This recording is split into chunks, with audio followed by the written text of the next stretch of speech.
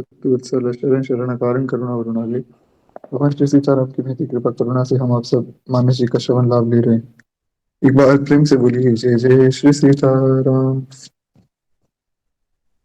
तो कल की कथा में हम सुन रहे थे कि किस प्रकार हमारे भोले बाबा माता पार्वती को बता रहे हैं कि हे उमा, भगवान की जो कथा है वो अति मंगलमय है।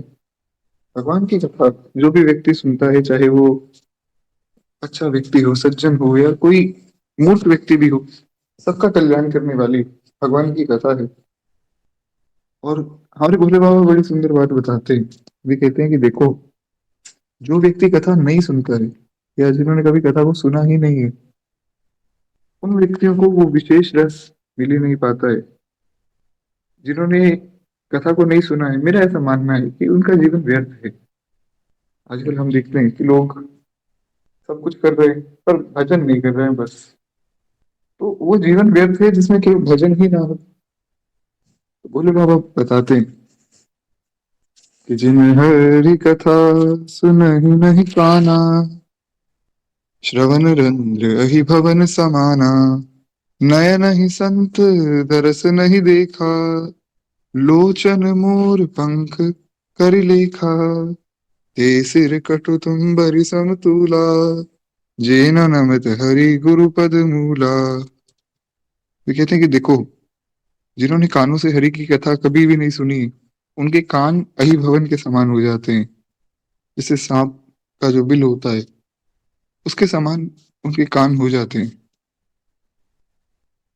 दूसरा, जिन्होंने कभी आंखों से संत का दर्शन नहीं किया है, उनकी आंखें मोर पंख के समान हो जाती है। दिखने में तो आंखें हैं पर उनका कोई काम नहीं है। वो आंखें बेकार है जिन्होंने कभी संत का दर्शन नहीं किया है। वो कान बेकार है जिन्होंने कभी भगवान की कथा नहीं सुनी। कहते हैं वो सिर जो कभी भगवान के चरणों में या गुरु के चरणों में नहीं झुकता है, फिर वो सिर केवल और केवल अभिमानी का हो सकता है। क्योंकि अभिमानी व्यक्ति किसी के चरणों में नहीं झुकता है। जब जब जैसे जैसे हमारी भक्ति बढ़ती है, तो कई बार उसके साथ साथ थोड़ा अभिमान भी बढ़ता है। कुछ लोगों को थोड़ा ऐसा अभिमान हो जाता है कि देखो, हम तो इतने बड़े भक्त हैं।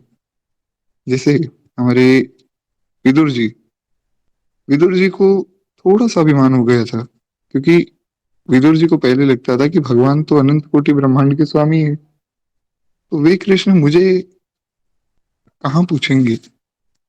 पर भगवान इतने दयालु हैं, इतने कृपालु हैं कि वे विदुर जी को भी काका कहकर बुलाते थे। तो विदुर जी की पत्नी विदुरानी ने कहा कि आपको तो कृष्ण काका कहकर बुलाते हैं, तो आप उन्हें एक बार बुलाइए हमारे घर पे भोजन करने के लिए। विदुर जी ने सोचा कि अनंत कोटि ब्रह्मांड के स्वामी भगवान वो हमारे घर भोजन क्यों करेंगे, वे तो लक्ष्मीपति हैं। भगवान तो नित्य 56 भोग का भोग लगाते हैं। द्वारिका में भगवान रोज 56 भोग ही खाते थे। तो विदुर जी ने सोचा कि वो हमारे यहाँ क्यों आएंगे। लेकिन धन्य है ठाकुर जी और धन्य है उनके भक्त। ऐसी उत्कंठा थी विदुरानी के मन में कि भगवान को तो बुलाना ही है, आप नहीं न्योता देंगे तो मैं दे आऊंगी। तो महाराज विदुरानी मन से प्रार्थना कर रही है कि हे प्रभु, एक बार आपका दर्शन हो जाए, एक बार आप हमारे घर पे आ जाइए, हमारा जीवन धन्य हो जाए। जब भक्त की उत्कंठा बढ़ती है भगवान से मिलने की, तभी भगवान आते हैं।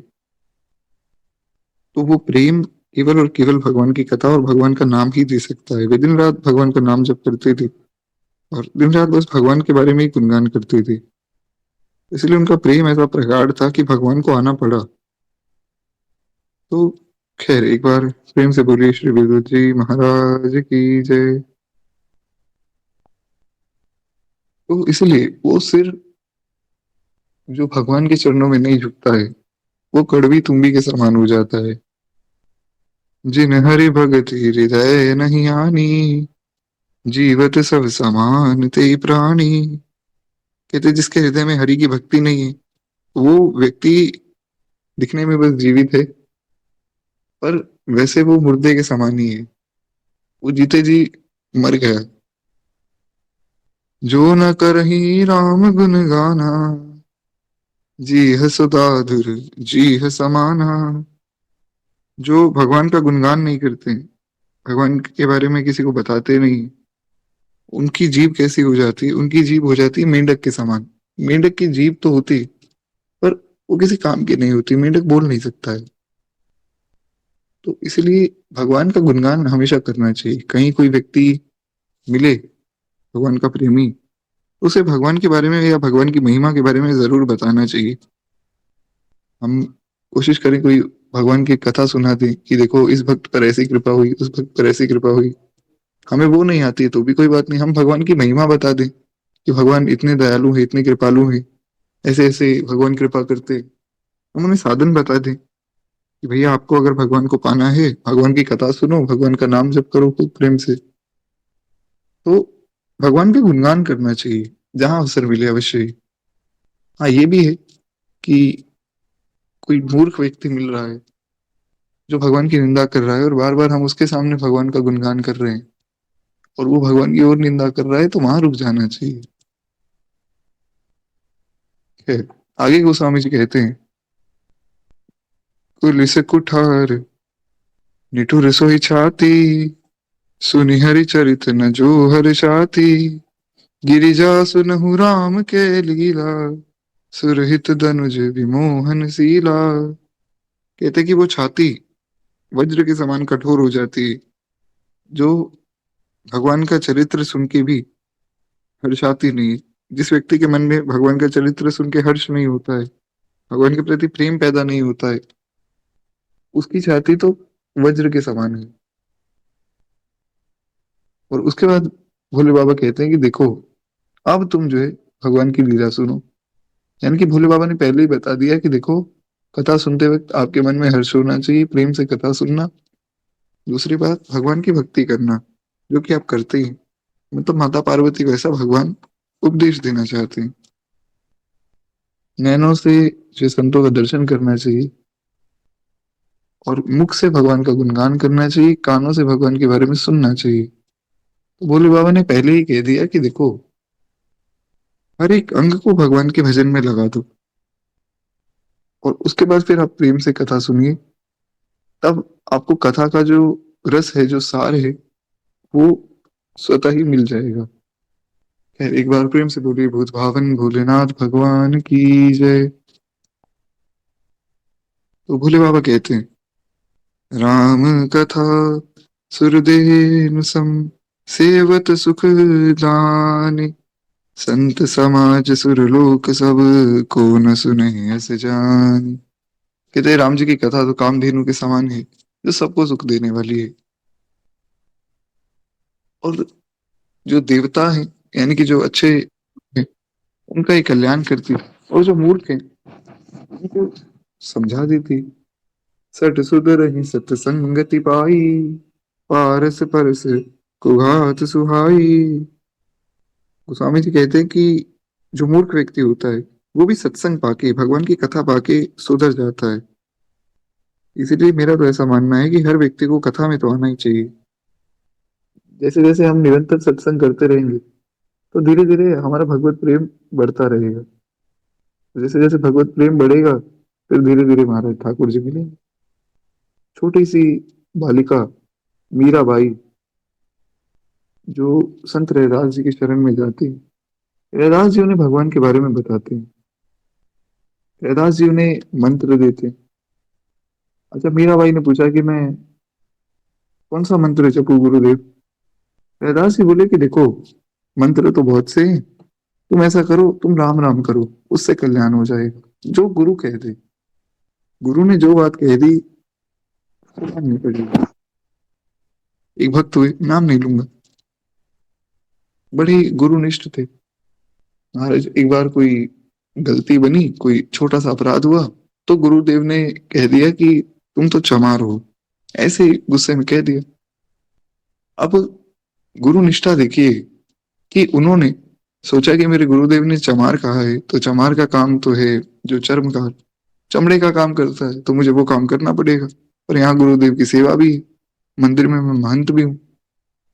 तो क्या करते थे कि मंदिर की सेवा करके और बाहर जाकर मुख पर कपड़ा ढक के बैठ जाते थे और चमड़े का काम भी करते थे। तो एक बार कोई उनके गुरु भाई जो अपनी चप्पल वगैरह ठीक कराने गए, उन्होंने देखा कि ये तो देखे देखे लग रहे हैं। और जब कपड़ा उठाया तो पता लगा कि महाराज ये तो हमारे गुरु भाई। गुरुदेव के पास गए, गुरुदेव को कहा कि गुरुदेव, गुरु भाई तो ऐसे ऐसे जो चर्मकार का काम कर रहे हैं। तो गुरु जी ने बुलाया, बोले कि तुम ऐसा काम क्यों कर रहे हो? बोले गुरुदेव, आपने एक बार आवेश में आकर कह दिया था कि तुम तो चर्मकार हो। तो अब मैं चर्मकार का काम ना करता तो आपकी बात झूठी हो जाती। तो आपकी बात का मान रखने के लिए फिर मुझे ये काम करना पड़ा। धन्य है ऐसे शिष्य और धन्य है ऐसे गुरु।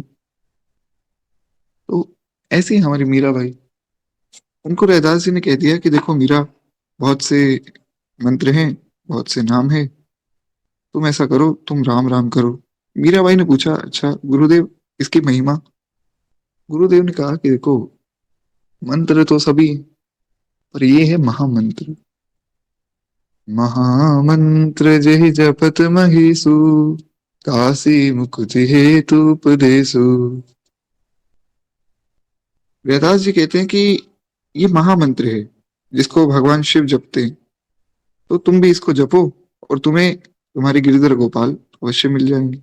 मीराबाई प्रसन्न हो गई महाराज, और मीराबाई गुरु आज्ञा से दिन रात बस राम राम रटते, और राम राम से उन्हें गिरधर गोपाल भी मिले। तो मीराबाई ने गाया, आयो जी मैंने राम रतन धन पायो, आयो जी मैंने राम रतन धन पायो।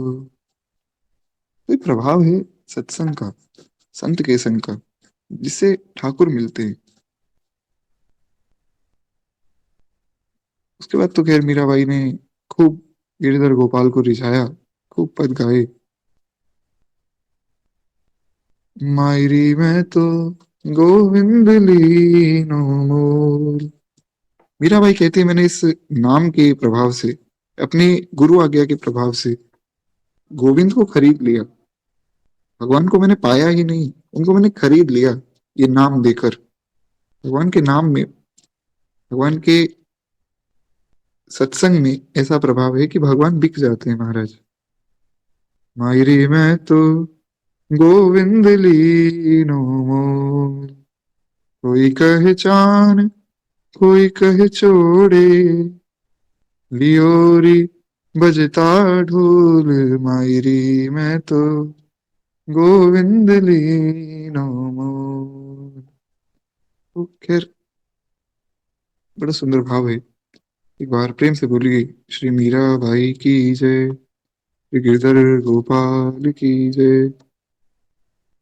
खैर, तो ऐसी है भगवान की मधुर मंगलमय कथा, भगवान का सत्संग।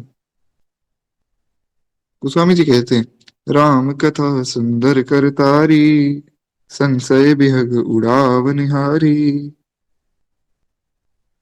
राम कथा कलि विटप कुठारी, सादर सुनहु गिरिराज कुमारी। भोले बाबा कहते हैं कि देखो, भगवान की कथा तो ऐसी है जो सब संशय को खत्म कर देने वाली है और सबका कल्याण करने वाली है। अब वो परम मंगलमय कथा, हे गिरिराज कुमारी, आप सादर सुनो। सादर यानी कि सावधान होकर, आदर पूर्वक, प्रेम पूर्वक आप सुनो। तो कहते हैं, राम नाम गुण चरित सुहाई, जन्म कर्म अगणित श्रुति गाई। जथा अनंत राम भगवाना, तथा कथा कीरति गुण नाना। कहते हैं राम जी के अनंत नाम है, अनंत गुण है, अनंत चरित्र है। अभी हमने देखा कि भगवान कितने दयालु हैं, कि विदुर जी सोच रहे हैं कि कहाँ वो द्वारिकाधीश कृष्ण जो अनंत कोटि ब्रह्मांड के स्वामी हैं, और कहाँ मैं। लेकिन फिर भी भगवान जो है उन्हें कितना प्रेम कर रहे हैं। खैर वो कथा तो खैर अभी हमने सुनी। तो कहने का भाव, भगवान के चरित्र अनंत है, भगवान में गुण अनंत है, भगवान बहुत गुणवान है। अब लोग कहते हैं कि देखो जी, भगवान तो निर्गुण है। भगवान निर्गुण भी है, पर वो इस भाव में निर्गुण नहीं कि भगवान में कोई गुण ही नहीं है या भगवान को कुछ आता ही नहीं। निर्गुण का अर्थ है कि भगवान इस प्रकृति के माया के तीनों गुणों से परे हैं, सतोगुण रजोगुण तमोगुण, इनसे परे हैं भगवान। पर वैसे तो भगवान में सभी गुण है, भगवान में शील का गुण ये सर्वश्रेष्ठ है। सुनो सीतापतिशील स्वभाव, गोस्वामी जी ने एक पद लिखा है, सुनो सीतापतिशील स्वभाव। उसमें भगवान ने जहां जहां जिस जिस पर कृपा की है उसका वर्णन किया है कि कितने कृपालु हैं भगवान। तो भगवान में अनंत गुण है, अनंत चरित्र है, अनंत नाम है, अनंत रूप है। तो भोले बाबा कहते हैं कि देखो अनंत का पार पाना तो संभव ही नहीं, अनंत का पार तो स्वयं भगवान भी नहीं पा सकते। कोई भगवान से पूछे कि भगवान आपने कितनी बार अवतार लिया, तो भगवान कह देंगे अनंत बार।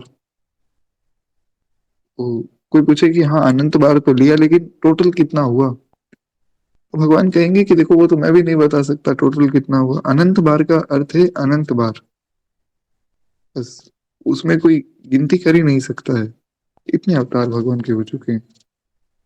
खैर, यहाँ से एक बड़ा गंभीर प्रश्न शुरू हो रहा है। भोले बाबा कहते हैं, तदपि यथा श्रुति जैसी मति मोरी, कही हूँ देखी प्रीति यही जोरी, उमा प्रसन्न तब सहज सुहाई, सुखद संत सम मत मोहि भाई। कहते हैं कि देखो, वैसे तो भगवान की कथा अनंत है, फिर भी मैं अपनी मति और गति अनुसार कहूंगा कि पार्वती, तुम्हारा प्रश्न स्वाभाविक ही सुंदर, सुखदायक और संत सम्मत है। बड़ी जरूरी बात, प्रश्न कैसा हो, स्वाभाविक, सुखदायक और संत सम्मत हो। ऐसा प्रश्न ना हो जिसका कोई लॉजिक नहीं, जिसका कोई तुक ही नहीं। एक व्यक्ति ने प्रश्न पूछा कि हाँ, जब कथा शुरू करनी थी पुनः, तो हम मैंने कहा कि देखिए सब जगह मैसेज कर दीजिए कि परसों से कथा शुरू हो रही है, तो ताकि सब लोगों को पता लग जाए, सब लोग कथा में आ सके। अभी 4 दिन पहले हमारे एडमिन्स के पास एक मैसेज आया, उन्होंने मुझे दिखाया, लोग पूछ रहे हैं कि महाराज कथा कब शुरू होगी। ठीक है, हो सकता है 2 दिन आपको नहीं पता लगा, 3 दिन नहीं लगा, लेकिन अब कोई कहे कि 2 महीने हमें पता ही नहीं लगा कथा हो भी गई, ऐसा कैसे चलेगा। तो ऐसे प्रश्न ना हो, जीवन में थोड़ी सावधानी और थोड़ी मेच्योरिटी होनी चाहिए। खैर, अब इसमें ये बात हमें समझनी है, जो भोले बाबा कह रहे हैं कि प्रश्न आपका संत सम्मत होना चाहिए, जो संतों को भाए, जो भगवान से रिलेटेड प्रश्न हो। एक व्यक्ति ने प्रश्न किया था कि क्या हमारे शास्त्रों में डायनासोर्स का वर्णन है। तो मैंने कहा देखिए, जो जीव पहले हुआ करते थे बहुत बड़े बड़े विशाल हुआ करते थे, तो हो सकता है कि उसमें कोई डायनासोर भी हो। बहुत सी चीजें हैं खोजने के लिए, अब हम सब कुछ तो जानते नहीं, तो उसमें जो है डायनासोर का वर्णन भी हो सकता है। तो बोले अच्छा, और जो समुद्र है उसमें क्या वो मनुष्य, पता नहीं कुछ तो ऐसा उन्होंने कहा था कि समुद्र में ऐसा कोई जीव भी होता है क्या। तो मैंने कहा देखिए समुद्र बहुत विशाल है, अभी तक तो उसके बारे में 1-2% पता लगा है, अभी तो बहुत बड़ा है खोजने के लिए, होगा जरूर। तो उन्होंने ऐसे प्रश्न किए। मैंने उनसे एक प्रश्न किया, मैंने कहा कि देखिए आपने प्रश्न किया, मैंने आपको उत्तर दिया, आपको मिला क्या। बोले उत्तर मिल गया। मैंने कहा नहीं, इस उत्तर को पाकर आपने किया क्या, इसका कोई अर्थ ही नहीं है, डायनासोर थे नहीं थे उससे हमें लेना क्या है। हमारा काम है भजन करना, हम केवल भजन करें। बाकी संसार में बहुत सी बातें, बहुत सी चीजें, लोग कहते हैं कि स्पेस को एक्सप्लोर करेंगे, अभी तो बहुत कुछ है जानने के लिए, लेकिन आपको जानना ही क्यों है। आप अपना भजन कीजिए, आनंद में रहिए, जिसको एक्सप्लोर करना है वो करता रहे। मनुष्य जीवन केवल भजन के लिए मिला है, जितने भक्त हुए वो भजन कर रहे थे। अब मीराबाई तो छोटी सी बालिका थी, वो ही सोचती कि मैं कहाँ भजन करूंगी, मैं तो अभी पढ़ाई करूंगी। तो फिर मीराबाई कैसे भक्त बनती। कहने का भाव ये नहीं कि आप पढ़ाई छोड़ दें, मेरे कहने का भाव ये फालतू की चीजें जो हमारे जीवन में किसी काम की नहीं, वो हमें नहीं करनी चाहिए। प्रश्न हमारे संत सम्मत होनी चाहिए, जो संतों के मन को भाए। संतों के मन को केवल ठाकुर जी भाते हैं, तो केवल ठाकुर जी से जुड़ी हुई बात हमें करनी चाहिए। खैर, भोले बाबा कहते हैं कि उमा, तुम्हारा प्रश्न मुझे बहुत सुंदर लगा, और तुम्हारे प्रश्न का जो उत्तर है वो मैं दूंगा। एक एक करके तुम्हारे सब प्रश्नों के उत्तर मैं दूंगा। अब मैं आपको पूरी राम कथा सुना दूंगा, जिससे आपको आपके सभी प्रश्नों के उत्तर एक बार में ही मिल जाएंगे। एक बात नहीं मोही सुहानी, यद्यपि मोह बस कयहु भवानी। कहते कि एक बात जो है मुझे थोड़ी ठीक नहीं लगी, कि आपने भगवान पर ऐसी शंका की। पर चलो कोई बात नहीं, आपने जो है मोहवश कह दिया होगा, तो आपको ये क्षमा कर देते हैं। अब जो है हमारे भोले बाबा आगे वर्णन करते हैं कि देखो, सबसे पहले तो ये जान लो कि भगवान सगुण है या निर्गुण है। जब जिस वक्त में गोस्वामी जी ये बात, ये मानस जी को लिख रहे हैं, उस समय में सगुण और निर्गुण की बहुत बड़ी लड़ाई चल रही थी। कुछ कह रहे थे कि भगवान तो सगुण है, कुछ लोग कह रहे थे भगवान निर्गुण है। अब गोस्वामी जी ने कहा कि इनका समाधान तो करना होगा, लेकिन क्या पता मेरी बात माने ना माने। तो उन्होंने भगवान शिव के मुख से बुलवाया। अभी जो माता पार्वती और भगवान शिव का जो प्रसंग है, इस प्रसंग में उन्होंने भगवान शिव के मुख से ही बुलवा दी ये बात, कि अगर कोई पढ़ेगा कि भोले बाबा ने बात कही है, फिर तो सब लोग इस बात को मान ही लेंगे। लेकिन कैसा दुर्भाग्य है कि कुछ मूर्ख लोग ऐसे भी हैं, जो अभी भी इस बात को नहीं समझ रहे हैं, और भगवान में भेद कर रहे हैं, भगवान की शक्तियों पर शंका कर रहे हैं। ये भी एक बहुत बड़ा अपराध है। हम अगर कहें कि देखो जी, भगवान तो केवल सगुण है, वे निर्गुण नहीं हो सकते, ये अपराध है। क्यों? क्योंकि भगवान सब कुछ हो सकते हैं, और हम उनकी शक्तियों पर शंका कर रहे हैं। ऐसा नहीं करना चाहिए। कहते, जिनके अगुण न सगुण विवेका, जल पही कल्पिन बचन अनेका, हरि माया बस जगत भ्रमाही, तिनहि कहत कछु अघटित नाही। कहते कि जिनको निर्गुण और सगुण का कुछ भी विवेक नहीं है, जो अनेक मन गढ़ंत बातें करते, और जो श्री हरि की माया के वश में होकर जगत में भ्रमण करते रहते हैं, उनके लिए कुछ भी कह डालना असंभव नहीं है। वे कुछ भी कह सकते हैं। अब जो ढोंगी पाखंडी लोग होते हैं, वे कुछ भी कह सकते हैं। तो उनका काम है केवल कहना। कुछ लोग आपको ऐसा मिलेंगे जो कहेंगे कि देखो, मैं आपको ये ताबीज दे रहा हूँ, आप इसको धारण कर लो, या अंगूठी दे रहा हूँ, आप धारण कर लो, और आपके पास बहुत पैसा आ जाएगा। या कुछ लोग ऐसा भी कहते हैं कि मैंने आपका जो फ्यूचर देख लिया है, आपका भविष्य देख लिया है, और आपके भविष्य में लिखा है कि आप तो एक राजा बनने वाले। बस अभी जो है आप मुझे 20,000 रुपए दे दीजिए, और आगे चलकर तो आपके पास बहुत पैसा हो जाएगा। अच्छा, कुछ लोग तो यहाँ तक कह देते हैं कि अरे भैया, आप ही भगवान हो, कहाँ भगवान को ढूंढने जा रहे हो? भगवान कोई बाहर थोड़ी है, आप ही भगवान हैं। शिवोहम शिवोहम, बस खुद में ही बैठे रहो। ऐसे व्यक्ति मुझे मिले। पहले दो तरह के व्यक्ति तो प्रभु कृपा से अभी तक मिले नहीं, कि कोई ताबीज देने आ रहा है या कोई ऐसे कुंडली देख रहा है। तो लास्ट वाले व्यक्ति मुझे मिले। अभी मैं जयपुर में गया था विवाह में, तो एक व्यक्ति ने मुझे कहा कि क्या आपने चोटी रखी है? मैंने कहा, चोटी तो देखो वैष्णव को रखनी चाहिए, वैसे भी मैं तो ब्राह्मण हूँ, ब्राह्मण को तो फिर भी रखनी चाहिए, आपको भी रखनी चाहिए, आप भी ब्राह्मण हैं। वैष्णव ना होने के कारण छोड़िए, आप ब्राह्मण होने के कारण ही रख लीजिए। बोले कि देखो, चोटी वगैरह, ये ब्राह्मण क्षत्रिय, ये सब फालतू की बातें हैं। तो मैंने कहा चलिए कोई बात नहीं, ब्राह्मण नहीं आप वैष्णव बन के रख लीजिए, कि भगवान के भक्त हैं तो चोटी रखिए। ये क्या है, श्रृंगार होते हैं, तिलक लगाना, कंठी धारण करना, ऐसा भगवान की दासत्व का प्रतीक होता है। बोले देखो, ये सब कुछ नहीं होता है, क्या हो जाएगा तिलक लगाने से? किसने तिलक लगाया? क्या कभी तुलसीदास जी ने तिलक लगाया और एक भक्त का नाम और लिया था?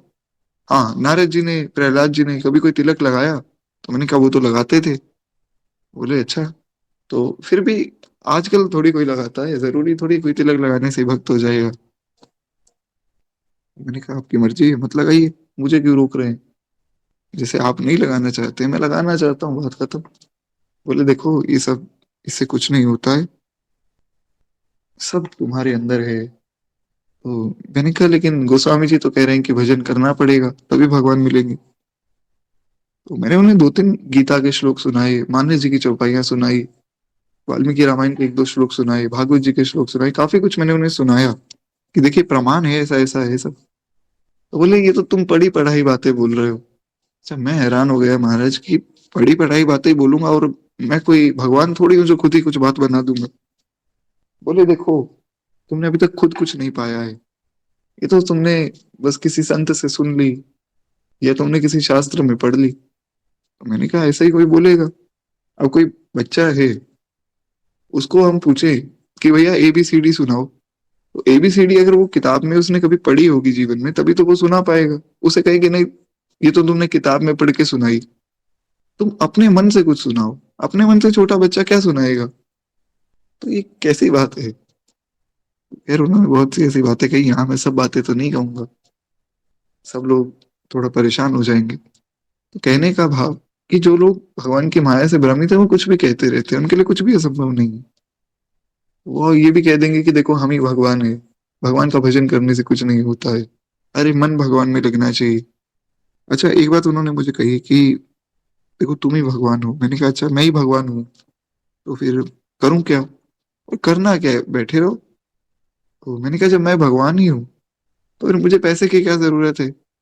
पढ़ाई लिखाई की क्या जरूरत है? भगवान के गुणों में तो लिखा हुआ है कि भगवान तो सर्वगुण संपन्न है। आप भी भगवान हो, मैं भी भगवान हूँ, आप फिर काम क्या कर रहे हो? छोड़ दीजिए। तो खैर, बात बहुत ज्यादा ना बढ़ जाए इसलिए फिर मैं वहां से चला गया कि ऐसे लोगों से थोड़ा बचना भी चाहिए। तो खैर, कहने का भाव, अविवेकी लोग कुछ भी कह देते, इनसे थोड़ा हम बचे। एक बार प्रेम से बोलिए भक्त वत्सल भगवान की जय। आनंद भी बड़ा होता है कि ऐसे लोगों से बात करने में, पर ये भी है कि थोड़ा प्रभाव ना पड़े, इसलिए हमें बात करनी नहीं चाहिए। आप लोगों को मैं कभी भी ऐसा नहीं कहूंगा कि आप जाकर ऐसे लोगों से आप बात करें, आप तो बचिए, हमारा भजन खराब नहीं होना चाहिए। तो कहते हैं, बातुल भूत विवस मत बारे, ते नहीं बोल ही बचन विचारे, अरे जिन कृत महामोह मद पाना, तिन कर कहा करिए नहीं काना। कहते हैं कि देखो, जो वायु रोग यानी कि सन्निपात उन्माद आदि हो गए, जिनको वायु रोग हो गया है, या जो भूत के वश हो गए, जो नशे में है, वे विचार के नहीं बोलते। कुछ लोग नशे में होते हैं। अब नशा केवल जो है नशीले पदार्थों का नहीं होता है, धन का नशा होता है महाराज। किसी के पास बहुत ज्यादा पैसा आ जाए ना, वो कुछ भी बोलने लग जाता है। अच्छा, भगवान की माया देखिए कि ऐसे वाला व्यक्ति कुछ भी बोल दे तो लोग उसे सत्य मान लेते हैं। लोगों को लगता है कि वाह जी वाह, ये तो कह रहे हैं तो सत्य ही कह रहे होंगे, बड़े अमीर आदमी। तो ऐसा क्या है, एक स्कीम होती है नेटवर्क मार्केटिंग की। अब मैं केवल कथा के इस भाव को समझाने के लिए ये बात बता रहा हूँ। तो उसमें क्या होता है कि आपको तीन तीन लोगों को जोड़ना होता है। कि जैसे मान लीजिए मैं हूँ, मैंने आप में से तीन लोगों को कहा कि आप लोग जो है कुछ सामान खरीद लीजिए 20-30 हजार रुपए का, और उसके बाद जो उस सामान को आप बेचिए लोगों को। तो आपको भी तीन लोग जोड़ने हैं अपने अंडर, तो मेरे अंडर तीन लोग, उन तीन के अंदर तीन, यानी कि 9। तो ऐसे तीन तीन तीन तीन जोड़ते जाने हैं, और आपको 10-10% कमीशन मिलता रहेगा। आप एक महीने में गाड़ी भी खरीद सकते हैं, और एक महीने के अंदर अंदर आपका घर आ जाएगा, 2 महीने के अंदर अंदर आप घर भी खरीद लेंगे, गाड़ी भी होगी आपके पास, और वो भी कोई छोटी मोटी गाड़ी नहीं, बड़ी लग्जरियस गाड़ी, मर्सिडीज BMW। तो सब खुश हो जाते हैं। तो अभी कुछ समय से मैं इस स्कैम के बारे में काफी रिसर्च कर रहा था, तो मैंने देखा कि लोग मूर्ख बन जाते हैं जब साफ पता लग रहा है कि एक कोई प्रोडक्ट जो 20 रुपए की चीज आप 500 में बेच रहे हैं, उसमें आप कैसे कमा सकते हैं, कोई खरीदेगा ही नहीं। पर लोगों को लगता है कि अमीर व्यक्ति ने कह दिया, बात सत्य होगी। अच्छा, उसमें भी दिक्कत ये है कि एक ही व्यक्ति जो सबसे ऊपर बैठा है वो अमीर है, बाकी सब तो खैर केवल दिखा रहे हैं। वहां केवल ऐसा दिखाया जाता है कि हमारे पास गाड़ी है, कोट पैंट पहना हुआ है, बहुत पैसे हैं, है कुछ भी नहीं। तो यहाँ पर जो बात गोस्वामी जी ने कही वो हम यहाँ से देख सकते हैं कि जो लोग नशे में हो, अब उनकी बात पर सब विश्वास कर लेते हैं, वो बिना बेचारे कुछ भी बोल देते, लोगों को लगता है कि बहुत ही बढ़िया बात कह दी, और लोग बेचारे फंस जाते हैं। ऐसे लोगों से बचना चाहिए। इसलिए हमेशा संतों की बात सुननी चाहिए। राजाओं की सभा में, मैंने कल भी बताया था, राजाओं की सभा में साधु हुआ करते थे। साधु उन्हें सही मार्ग दिखाते थे, क्योंकि साधुओं के पास ना तो कोई धन था और ना ही कोई उन्हें मद था। वे उन्हें सच सही मार्ग दिखाते थे कि आपको ये काम करना चाहिए। आज की राजनीतिक स्थिति खराब क्यों है? क्योंकि कोई साधु ही नहीं, कोई उन्हें बताने वाला नहीं कि करना क्या चाहिए। खैर, तो कहते हैं जो लोग भूत के वश हो गए, किसी पर कोई आत्मा आ जाती है, तो वो भी कुछ ना कुछ बोलते ही रहते हैं।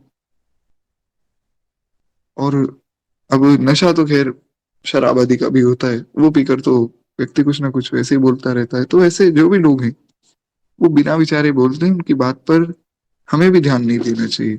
उन्हें खुद ही नहीं पता। कहते हैं, जिन्होंने महामोह रूपी मदिरा पी रखी है, उनके कहने पर कान नहीं देना चाहिए। एक तो हो गई मदिरा जो हम देखते हैं, एक मदिरा हो गई जो महामोह रूपी मदिरा है, जिसको बहुत ज्यादा मोह है अपने शरीर से, इस संसार से। जो मैंने अभी आपको एग्जांपल दी, जो विवाह में मुझे व्यक्ति मिले थे, जो कह रहे थे कि तुम ही भगवान हो, मैं ही भगवान हूँ, बैठे रहो, क्या भजन करना। तो ये महामोह रूपी मदिरा है। दिखने में इनकी बातें एक तरफ, जो ये बहुत ज्यादा बातें अगर ये करें तो ठीक भी लग सकती कि बात तो सही है, क्या ही भजन करना है, ये आपको कन्विंस कर लेंगे।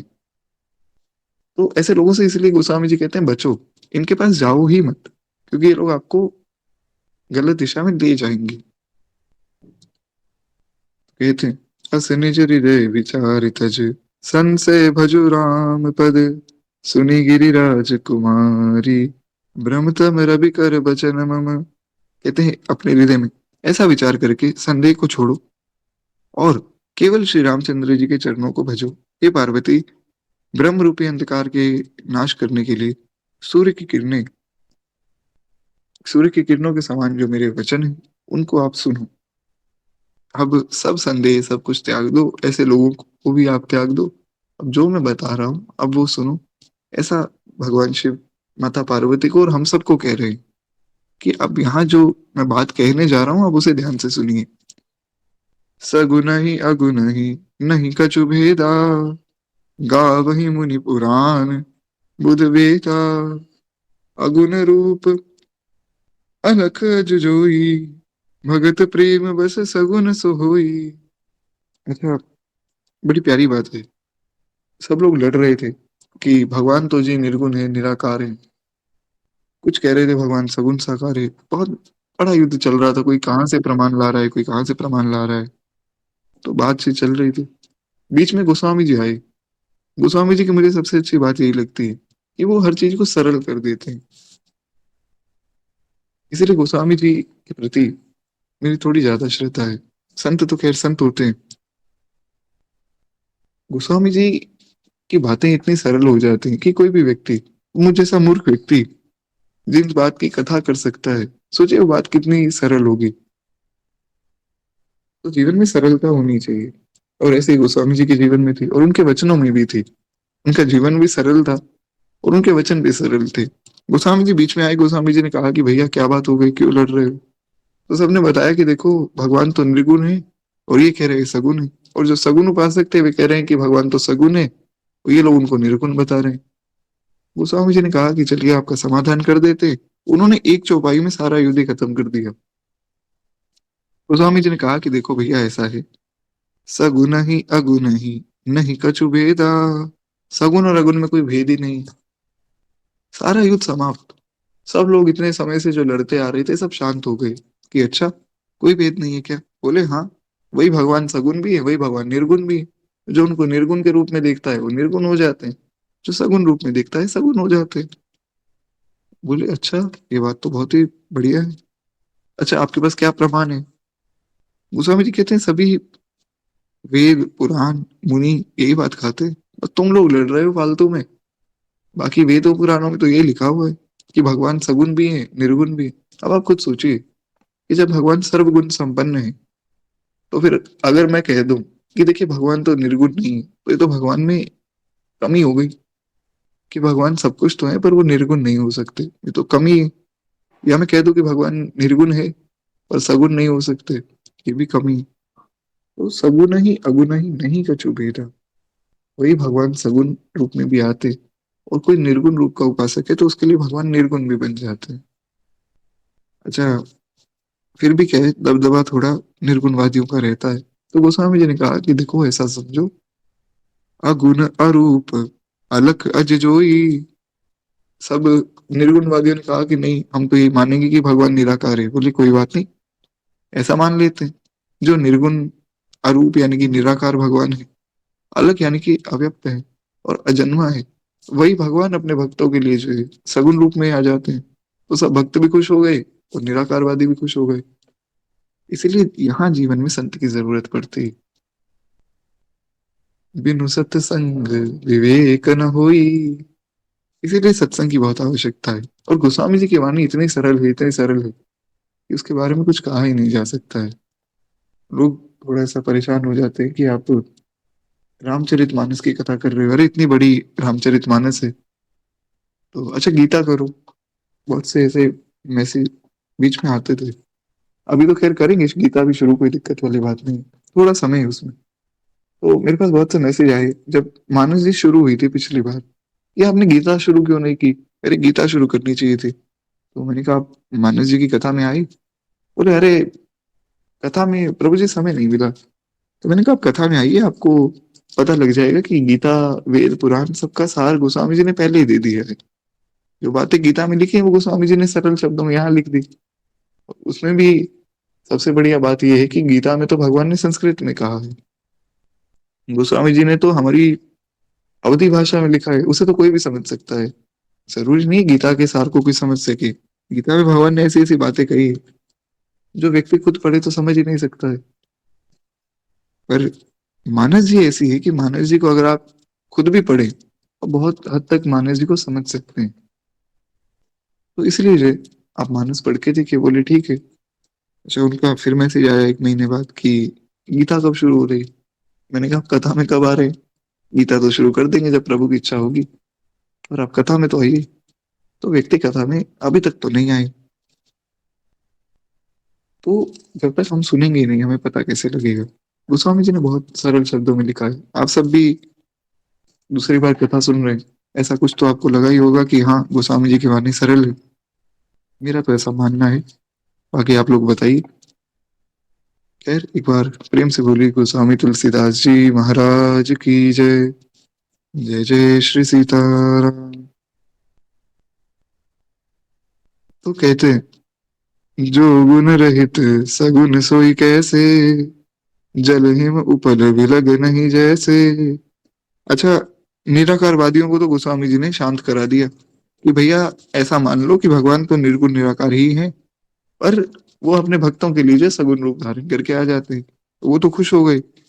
पर अब जो सगुणवादी थे, उन्होंने कहा कि ऐसा कैसे हो सकता है, अरे जो गुण रहित है वो सगुण कैसे हो सकता है। बोले देखो, वो ऐसे हो सकता है कि जैसे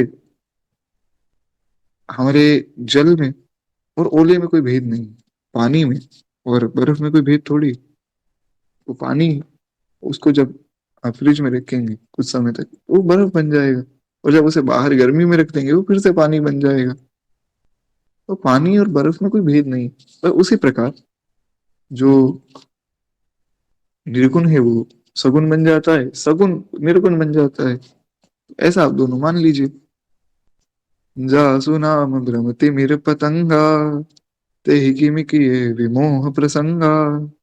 कहते कि महाराज जिसका नाम ब्रह्म रूपी अनग करके मिटाने के लिए सूर्य है, अब उसके लिए मोह का प्रसंग भी कैसे कहा जा सकता है। यानी कि जैसे हमारे भगवान है, भगवान का जो नाम है वो परम मंगलमय है, तो भगवान का नाम सब भ्रम को मिटाने वाला है।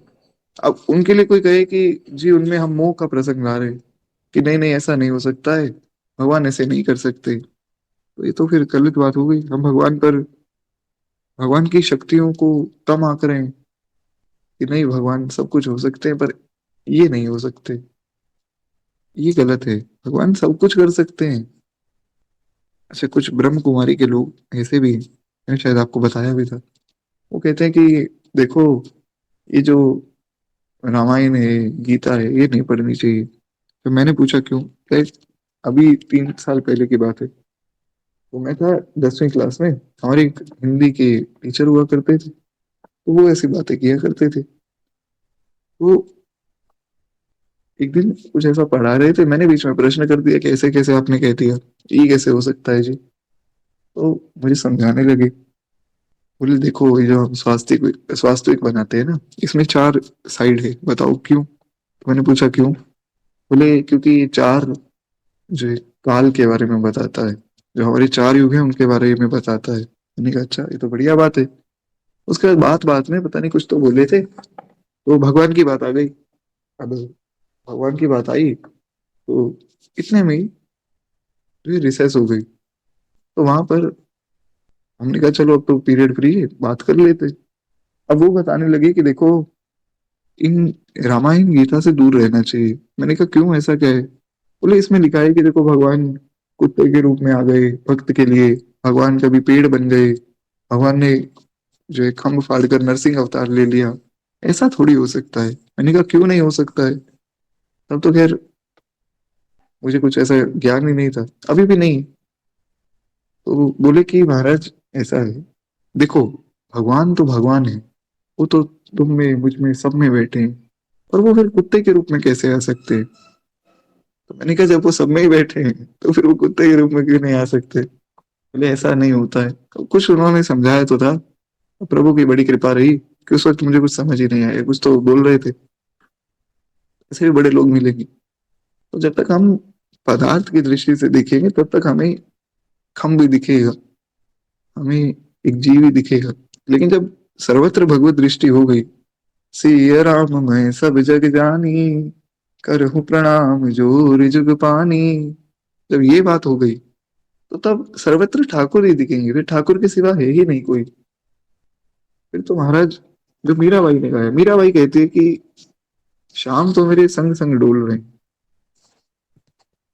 ये मेरा पीछा छोड़ते ही नहीं। तो ऐसा मीराबाई ने क्यों कह दिया? क्योंकि मीराबाई ने सर्वत्र भगवत दर्शन किया है। तो जहाँ प्रेम आ जाता है वहां सर्वत्र भगवत दृष्टि हो जाती है।